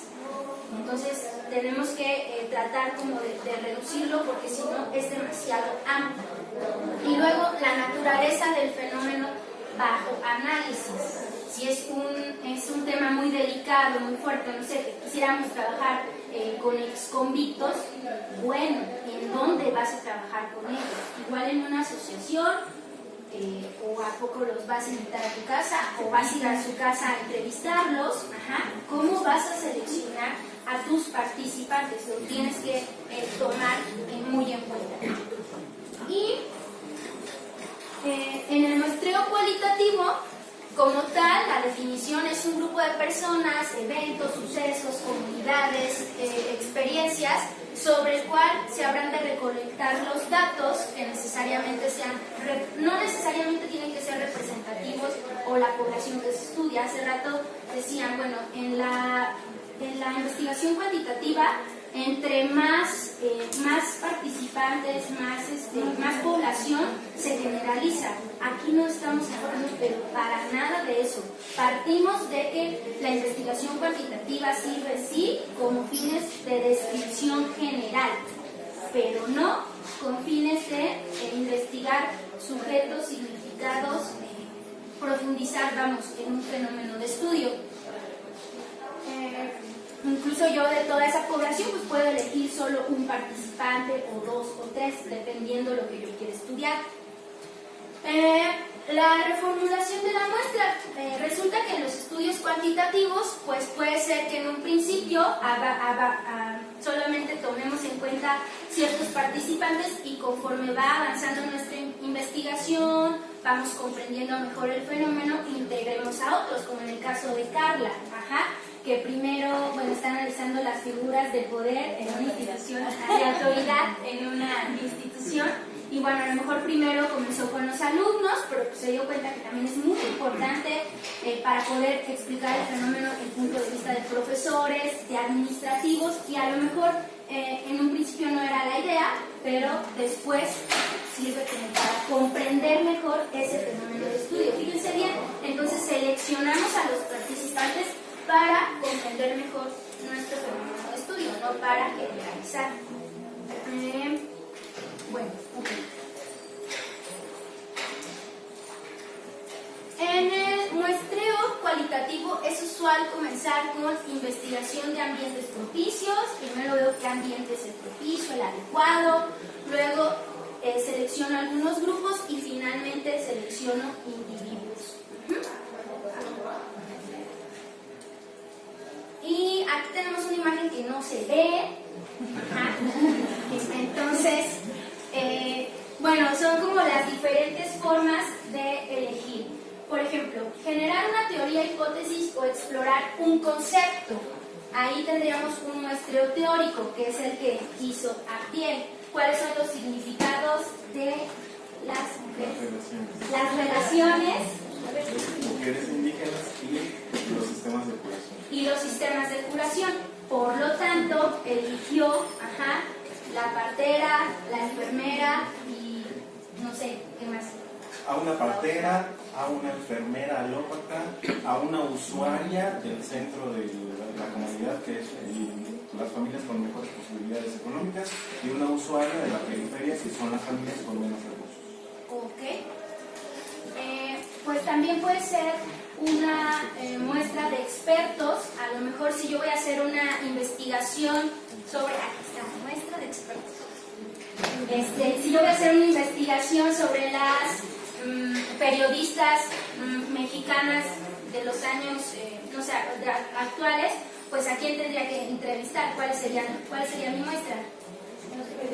Pues mujeres periodistas. Muestra por oportunidad o por conveniencia. Muchas veces vemos los letreros aquí en la FES, no se participa en el taller aprendiendo a relacionarte, ¿no?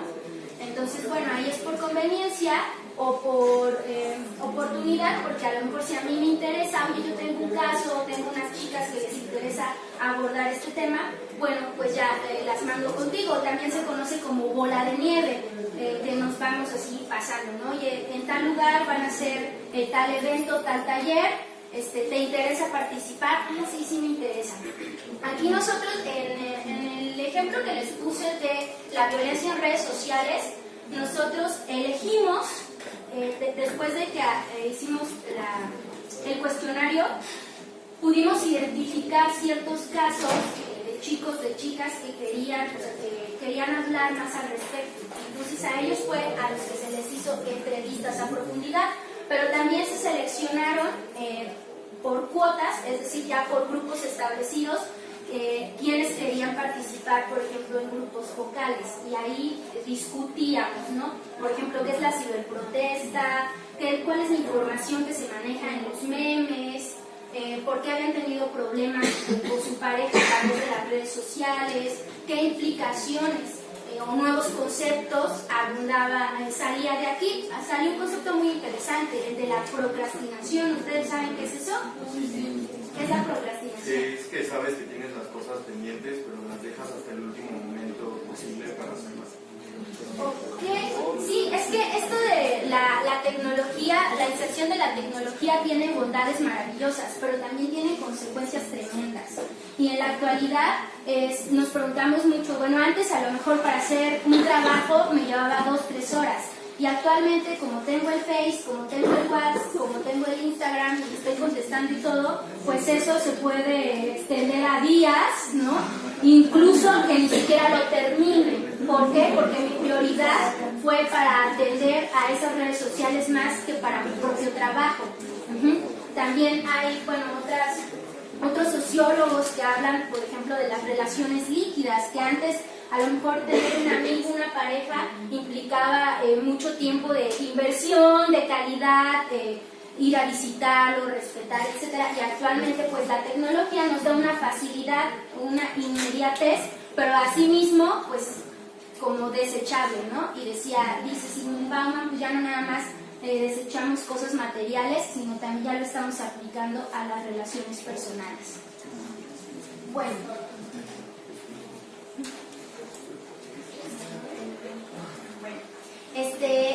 Luego entonces tenemos la recolección de los datos. La recolección de los datos utiliza herramientas como biografías e historias de vida, ya no las mencionó bien, documentos, registros, artefactos, no sé, fotografías, videos, grupos focales, entrevistas, observaciones, anotaciones y bitácoras de campo. Por eso se dice que el investigador es el instrumento de recolección de toda esa información en el proceso de investigación cualitativa. Y bueno, ya que tengo mis datos, entonces sigue el análisis e interpretación. Nos podemos ayudar con programas computacionales, por ejemplo Atlas-T. ¿Alguien ha utilizado aquí Atlas-T? No, ni al caso.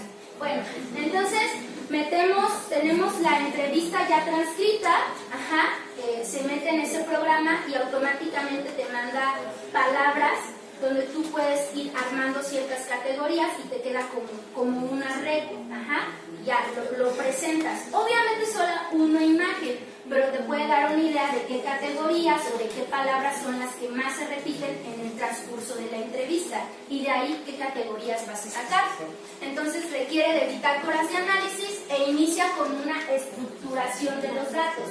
¿Cómo es esa estructuración? Primero, pues la transcripción del material, el análisis del material. Tenemos una codificación de primer nivel, que sería las categorías de análisis. Después, la interpretación de los datos, comparar esas categorías, desarrollar ciertos patrones y, bueno, generar hipótesis, explicaciones y teorías. En el ejemplo de la violencia en las redes sociales, teníamos solamente violencia en las redes sociales, redes con fines lúdicos, redes con fines académicos. Esas eran las categorías de las que partimos. Posteriormente encontramos en fines académicos miedos al uso de las tecnologías, y no de los alumnos, sino de los propios profesores. Incluimos también entrevistas con profesores. Encontramos también el mito de que los universitarios son expertos en las redes con fines académicos. Respecto a la violencia, pues todas esas variedades que les mencioné, la burla, la ironía, la víctima es el culpable, la naturalidad de la violencia es completamente normal. ¿Tampoco tiene algo de malo que hayan subido mi foto y se burlen y me comenten ahí todos y hasta hagan un grupo para burlarse de mí? Es que así nos llevamos. Así nos llevamos, es divertido. Y bueno, estamos hablando de psicólogos que el día de mañana nos estamos enfrentando en terapia o en investigaciones con que esto tiene un impacto. ¿Cómo vamos a trabajarlo si nosotros no lo hemos trabajado o detectado con nosotros mismos, ¿no? Y en el aspecto lúdico, bueno, pues YouTube, estar viendo documentales y esta idea de que a la par que hago mi tarea puedo estar viendo una película. Y no pasa nada, todo bien. A la par que hago mi tarea, estoy contestando mis WhatsApp y estoy bien enojada con mi novio y las emociones y ya me sentí mal, pero todo bien, me entrego el trabajo, ¿cierto? O sea, realmente no tendrá nada de ninguna implicación las emociones que estás experimentando a la hora de realizar tu trabajo. ¿Sí lo vas a, para empezar, sí lo vas a hacer? ¿No? Era más importante la charla de WhatsApp. Era más importante. Bueno, y una vez que ya tenemos toda esta información, entonces ahora sí pasamos a la difusión de la información como tal. Tenemos dos formas, que sería la divulgación oral y la divulgación escrita. La divulgación oral pues son las conferencias, los seminarios, ponencias, coloquios, participación en mesas redondas, programas de televisión, de radio, que es algo muy padre que de repente aquí en la tesis Iztacala se hace muchísimo, se practica desde los primeros semestres y yo creo que es algo muy, muy bonito y muy importante que nuestra facultad tiene, que de repente en otras escuelas no. Y la divulgación escrita, bueno, pues aparte de nuestro reporte de investigación, puede ser tesis, tesinas, reportes, artículos, capítulos de libros, manuales, programas, etc. Y por eso de repente es que cada semestre nos piden así el proyectito de investigación, en las diferentes materias, porque al final es algo que nos va a servir como base para poder llevar a cabo un reporte de investigación, que eso bueno ya se va a ver en la última sesión. Y la devolución de los resultados. Es importante, ya que tengamos todo esto, regresar con nuestros participantes, a la institución que nos permitió a lo mejor trabajar, a esas personas, pues darles las gracias por el trabajo que se hizo, tomarlos en cuenta, etcétera, no desaparecer así del mapa. Y bueno, a lo mejor un ejemplo de un proceso de investigación cualitativa que engloba todos estos conceptos puede ser que hiciéramos, no sé, una investigación sobre las experiencias de personas que perdieron sus familiares en el sismo del 19 de septiembre. Es un fenómeno emergente, puesto que nos atañe a toda la sociedad, independientemente de la clase económica, social, etcétera, aunque sí tiene sus implicaciones. ¿Para qué serviría estudiar algo así? Bueno, pues a lo mejor para tener un poquito más de cultura de prevención, de qué hacer ante estos sucesos naturales. No puede ser, si lo voy a hacer en México, a lo mejor con estudiantes, con papás, en algún contexto, pues tiene que ser solamente los datos van a servir para ese contexto. No voy a decir que ese manual de prevención va a servir para todo México o para todo el mundo. A lo mejor nada más para las maestras de primaria.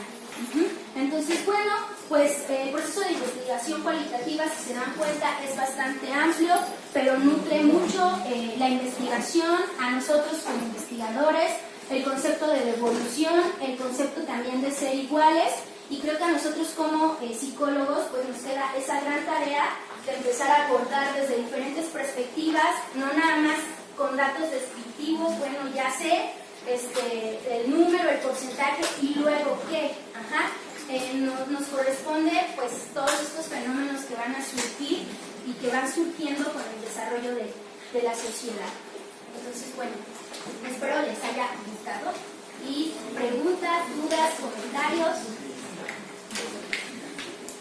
Ok, solo para acotar y terminar algo que nos quedó pendiente de la sesión pasada. Yo guarden sus cosas porque tenemos 7 minutos. La diferencia entre metodología, método, estrategia, técnica. Hay autores que utilizan estas palabras, digamos, de manera ambigua, ¿no? O a veces como si fueran sinónimos. Pero lo importante no es tanto la palabra. En la clase pasada, Karen estaba hablando de la diferencia entre método con mayúscula y método con minúscula, ¿no? O sea, no importa tanto la palabra que empleemos, lo que es importante es cómo estamos entendiendo. Y a mí me gusta más hacer la diferencia entre metodología, que se refiere a este conjunto de estrategias de conseguir conocimiento, pero que está fundamentada en una visión epistemológica, ontológica particular. Por ejemplo, la fenomenología. Parte de la idea de que al estudiar las experiencias, cómo las personas están viviendo algo, eso nos da a entender procesos grandotes del fenómeno en general, ¿no? Pero tenemos que acceder a una cosa particular para entender eso general. Eso sería una metodología, la fenomenología. ¿Cuál es la diferencia con el método? Que el método es una guía de pasos a seguir para poder conseguir el conocimiento a partir de los datos empíricos. Yo puedo partir de una metodología de la fenomenología y entonces elegir al método biográfico como método. Voy a seguir los pasos que dicta el método biográfico, ¿no? Que primero tengo que plantear el problema, los objetivos, hacerme la pregunta, ir a campo, recopilar, en el caso del método biográfico, los documentos, ¿no? Las cartas, la biografía o lo que sea que voy a utilizar siguiendo esos pasos. ¿Cuál sería la diferencia entre el método con la estrategia metodológica? Que la estrategia metodológica es más flexible. Yo puedo inventarme mi propia estrategia, ¿no? Y decir, voy a hacer un estudio etnográfico en Chiapas, pero mis entrevistas van a ser de corte biográfico, ahí estoy metiendo algo del método biográfico, y las voy a analizar utilizando el análisis de contenido, que eso viene de otro método, ¿no? Y hago mi propia estrategia que es flexible, yo decido qué es lo que le meto y qué es lo que quito, pues esa sería la diferencia con el método. Y por último, la técnica es un momento específico dentro del trayecto de hacer la investigación cualitativa. Por ejemplo, para la recolección de datos tengo una diversidad de técnicas a utilizar. Puedo hacer entrevistas, puedo hacer observación, puedo hacer observación participante, observación no participante, puedo utilizar fotografías, puedo hacer un grupo focal, puedo utilizar el diario de campo. Todas son diferentes técnicas que se refieren a un momento específico dentro de toda mi estrategia o de todo el método que estoy utilizando. Esa sería principalmente la diferencia. La próxima clase nos vamos a meter en cierto tipo de técnicas. Las técnicas para recopilar información discursiva, información de la narración o del discurso. Va a estar a cargo del maestro Gustavo Parra. Él tiene 35 años de experiencia haciendo investigación aquí en la UICE, en la FES, y además en la Facultad de Filosofía. Él es pedagogo y entonces nos va a estar platicando sobre estas estrategias para obtener información discursiva. Es un señor con mucha experiencia y aparte súper divertido. Y es alguien que yo aprecio mucho. Entonces nos vemos dentro de 15 días aquí mismo a la 1.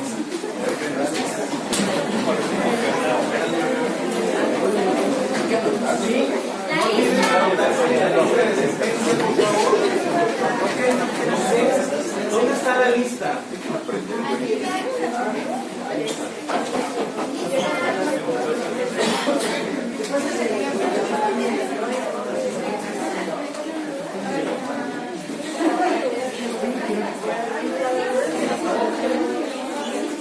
Entonces no tenemos la lista. Sí, pues. Pero pues me da igual.